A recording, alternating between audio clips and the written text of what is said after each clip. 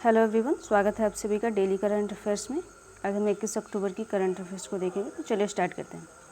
पहला है coral reef जीवाश्म। ठीक है, चर्चा में क्यों देखते हैं। तो लद्दाख के बसे में समुद्र तल से 18,000 फीट की ऊंचाई पर कोरल रीफ के जीवाश्म पाए गए। ठीक है, कहाँ पाए गए हैं? लद्दाख के बरसे। ठीक है, स्पेलिंग मिस्टेक हो गया है, यानी बरसे में समुद्र तल से 18,000 फीट की ऊंचाई पर कोरल रीफ के जीवाश्म पाए गए। यहाँ पे देखिए लद्दाख में पाए गए। ठीक है, कोरल रीफ जीवाश्म के महत्व पे देखते हैं। तो यह क्षेत्र भूवैज्ञानिक इतिहास की झलक प्रदान करेगा। इस भूवैज्ञानिक इतिहास में जल के नीचे की प्राचीन दुनिया और समृद्ध जैव विविधता शामिल है, जो कभी इस क्षेत्र में जीवंत थी। वहाँ पे जो लद्दाख है, वहाँ पे बोलते हैं समुद्र तट था जो हिमालय से टकराया ना, तो वहाँ पे एक सागर हुआ करता था। ठीक है, तो आप उस सागर का चाहें तो नाम कमेंट में बता सकते हैं। ठीक है, तो इसी के समृद्ध में ये बात चल रही है। तो यह खोज रामेश्वरम या अंडमान निकोबार के समुद्री तटों के साथ एक उल्लेखनीय समानता को प्रदर्शित करता है। ठीक है,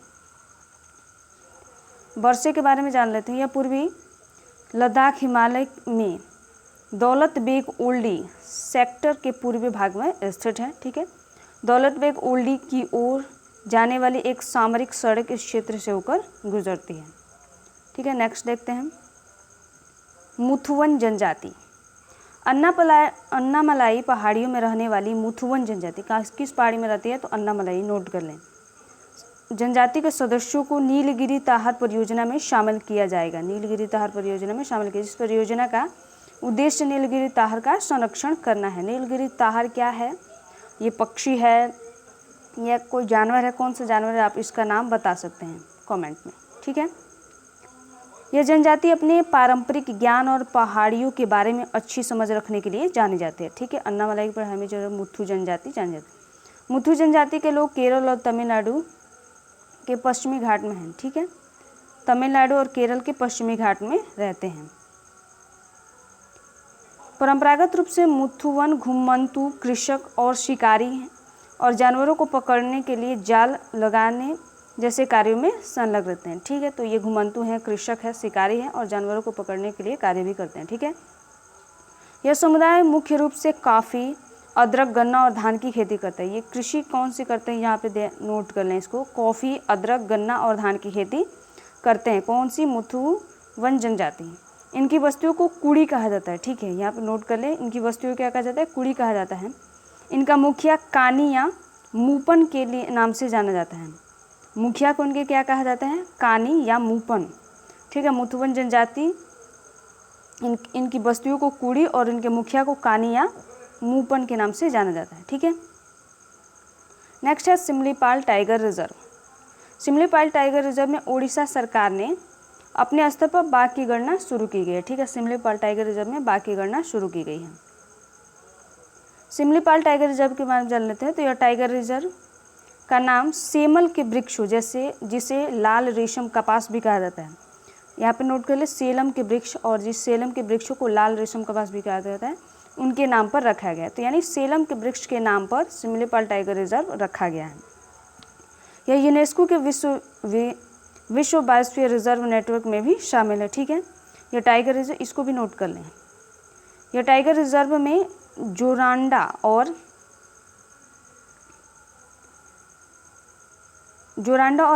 बरेही पाना जलप्रपात भी मौजूद है। ये दो जलप्रपात हैं, इसको नोट कर लें। कौन कौन से हैं? जोरांडा और बरेही पानी। सबसे ऊंची अगर चोटिया की बात करें सिमलीपाल टाइगर रिजर्व में, तो खैरीबुर और मेघाशिनी जुड़वा चोटियाँ हैं। ठीक है, ये दो चोटियाँ हैं। सिमलीपाल में जो नदियाँ बहती हैं उनके बारे में, जैसे बुद्धबलगा, पलपला बदन, सालंदी, खैरी और देव, ये 5 नदियाँ बहती हैं। इसको नोट कर ले। फिर वन है अर्ध और शुष्क पर्णपाती वन, मानसूनी वन है। और जीव जंतु में क्या है? हाथी, बाघ, तेंदुआ, सांभर, पहाड़ी मैना आदि पाए जाते हैं। ठीक है, नेक्स्ट है क्लाइमेट टेलीकनेक्शन। ठीक है, क्लाइमेट टेलीकनेक्शन एक अध्ययन के अनुसार वैश्विक स्तर पर क्लाइमेट टेली कलेक्शन तेज़ी से मजबूत हो रहा है।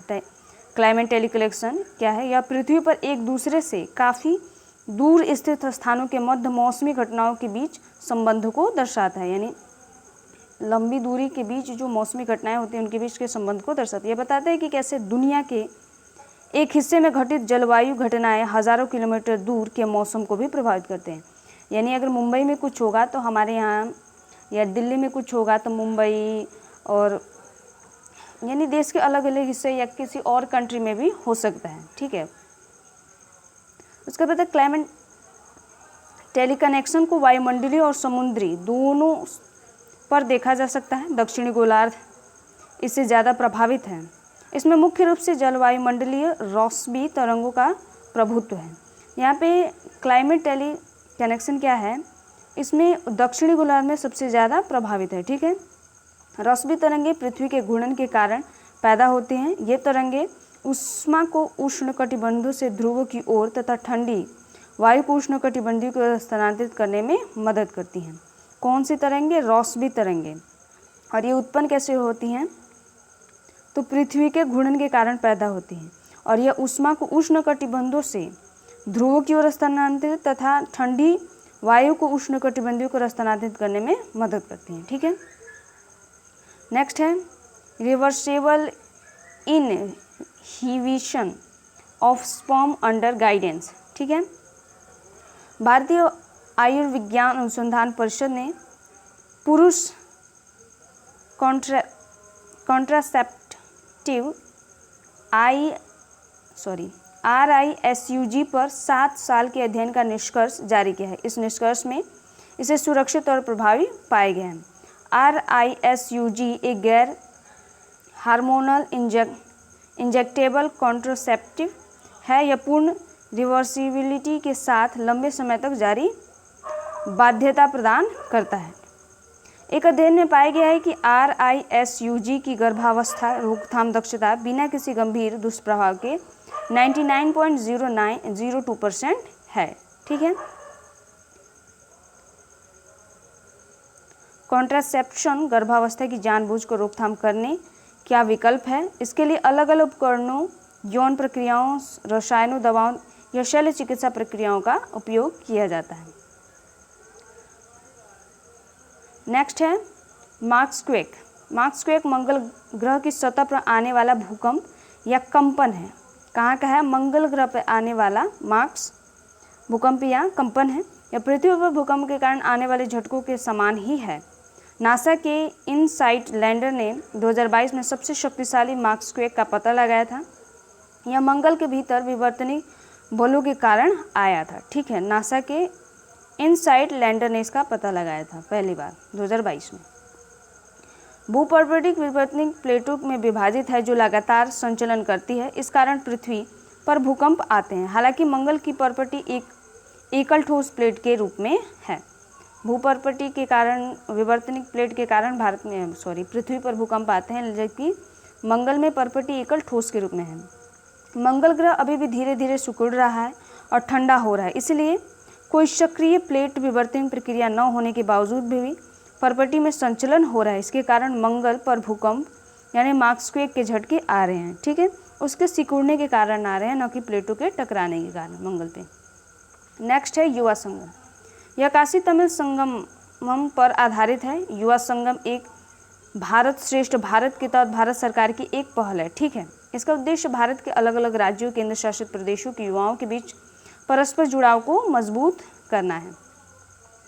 इसके तहत अलग अलग राज्यों के युवा 5 से 7 दिनों के लिए दूसरे राज्यों का दौरा करेंगे। उन्हें 5 व्यापक क्षेत्रों जैसे पर्यटन, परंपरा, प्रगति, विकास, परस्पर संपर्क यानी लोगों से जुड़ाव और प्रौद्योगिकी के तहत बहुआयामी अनुभव प्रदान किए जाएंगे। यह राष्ट्रीय शिक्षा नीति 2020 से प्रेरित है और उसके अनुभवात्मक शिक्षा पर केंद्रित करता है। ठीक है। युवा संगम। नेक्स्ट है inter state transmission system green energy corridor. Cabinet ने लद्दाख में 13 गीगावाट नवीकरणीय ऊर्जा परियोजना के लिए INSTS GEC के चरण 2 को मंजूरी दी है। Power grid corporation of India limited इस परियोजना के लिए कार्यान्वयन एजेंसी हो गए थे। ठीक है। तो इसके लिए कार्यान्वयन एजेंसी कौन है? Power grid corporation of India limited, इसको नोट कर लें। उसके बाद यह परियोजना INSTSGEC के चरण 2 के अतिरिक्त एक नया घटक है। यह गुजरात, हिमाचल प्रदेश, कर्नाटक, केरल, राजस्थान, तमिलनाडु और उत्तर प्रदेश में पहाड़ी से पहले से ही कार्यान्वयन के अधीन है। ठीक है, तो ये मिशन कई राज्यों में चलाया जा रहा है, जिनके नाम हैं आप नोट कर सकते हैं। वैसे इसकी कोई इतनी आवश्यकता नहीं है, फिर भी नोट कर ले। इसके माध्यम से ग्रिड एकीकरण के लगभग 20 गीगावाट की नवीकरणीय विद्युत ऊर्जा को उत्पन्न संयंत्र में ग्रिड को परिवर्तित करने का लक्ष्य रखा गया। इस परियोजना को 2026 तक पूरा होने की उम्मीद है। ठीक है, नेक्स्ट है ये है न्यायालय की अवमानना। परिचय देख लेते हैं। न्यायालय की अवमानना न्यायिक संस्थानों को प्रेरित हमलों और अनुचित आलोचना से बचाना तथा इसके अधिकार को कम करने वाले को दंडित करने के लिए एक कानूनी तंत्र के रूप में प्रयास करती है। ठीक है, वैधानिक आधार देख लेते हैं। जब संसद को अपनाया गया तो न्यायालय की अवमानना को भारत के संविधान के अनुच्छेद 19(2) के तहत बोलने और अभिव्यक्ति स्वतंत्रता पर प्रतिबंधों के लिए एक बनाया गया। यानी जो अनुच्छेद 19 के तहत जो फंडामेंटल राइट है, बोलने का अधिकार जो प्रदान किया गया है, उस पर एक प्रतिबंध लगाता है। ठीक है, अलग से संविधान के अनुच्छेद 129 में सर्वोच्च न्यायालय को अपनी अवमानना को दंडित करने की शक्ति प्रदान की। यहाँ पे सुप्रीम कोर्ट को प्रदान की गई अनुच्छेद 129 के माध्यम से। वहीं अनुच्छेद 215 के माध्यम से उच्च न्यायालयों और तदनुरूपी शक्तियाँ प्रदान की, यानी हाई कोर्ट्स को प्रदान की गई है। ठीक है, 129 के माध्यम से सुप्रीम कोर्ट और 215 के माध्यम से हाई कोर्ट्स को दी गई है। न्यायालय की अवमानना अधिनियम 1931 विचार को वैधानिक समर्थन प्रदान करता है। इस अवमानना के प्रकार की बात करें तो एक होती है सिविल अवमानना, एक होती है आपराधिक अवमानना। सिविल अवमानना को देखें तो यह किसी न्यायालय के किसी निर्णय, डिग्री, आदेश, निर्देश, आदेश, रिट या अन्य प्रक्रिया की जानबूझकर अवज्ञा या न्यायालय को दिए जाने वाले वचन या जानबूझकर उल्लंघन। यानी कोई न्यायालय अगर कोई आदेश पारित करता है, कोई रिट जारी करता है, कोई डिग्री देता है या किसी को बुलाता है और वो व्यक्ति जानबूझकर नहीं जाता है, तो वो क्या होगी, सिविल अवमानना होगी। वहीं आपराधिक अवमानना, तो इसमें किसी भी ऐसे मामले पर प्रकाश या कोई अन्य कार्य शामिल है जो किसी अदालत के अधिकार को कम करता है या उससे बदनाम करता है या किसी न्यायिक कार्यवाही की उचित प्रक्रिया में हस्तक्षेप करते हैं या किसी अन्य तरीके से प्रशासन में बाधा डालते हैं। यानी अगर सुप्रीम कोर्ट के जो अधिकार है उसमें खलल डालता है या अगर कोई आदेश है या कोई निर्णय दे रहा है उसमें बाधा प्रदान करता है तो आपराधिक अवमानना के तहत आएगा, उसकी कार्यवाही में हस्तक्षेप करता है। तो यहाँ पे कुछ बातें नोट कर लें। तो न्यायिक कार्यवाही की निष्पक्ष और सटीक रिपोर्टिंग न्यायालय की अवमानना नहीं मानी जाएगी। ठीक है, जैसे न्यायालय में अगर कोई रिपोर्टर्स वगैरह जाते हैं और वो सटीक और निष्पक्ष दोनों पक्षों को लेकर चलते हैं तो वो न्यायालय की अवमानना नहीं मानी जाएगी। न ही किसी मामले की सुनवाई और निपटान के बाद न्यायिक आदेश की गुणवत्ता को लेकर कोई निष्पक्ष आलोचना की जाती है। ठीक है, अगर निष्पक्ष आलोचना भी की जा रही है कि सुप्रीम कोर्ट ने ये किया या नहीं, तो वो न्यायालय की अवमानना में नहीं आएगा। ठीक है, न्यायालय की अवमानना अधिनियम 1971 के तहत दोषी को 6 महीने तक की सज़ा और 2000 रुपये तक का जुर्माना या दोनों लगाया जा सकता है। यानी कैद भी हो सकती है और जुर्माना दोनों हो सकता है। बचाव के रूप में सच्चाई और सद्भावना को शामिल करने के लिए वर्ष 2006 में इसमें संशोधन किया गया था। ठीक है, इसमें जोड़ा गया है कि न्यायालय केवल तभी सज़ा दे सकता है यदि दूसरा व्यक्ति कार्य में पर्याप्त हस्तक्षेप करता है या न्यायालय की उचित प्रक्रिया में हस्तक्षेप करने की प्रवृत्ति करता है। ठीक है, तो इसमें कुछ छूट प्रदान की गई 2006 में संशोधन करके। सो आज के लिए इतना ही गाइस, थैंक यू।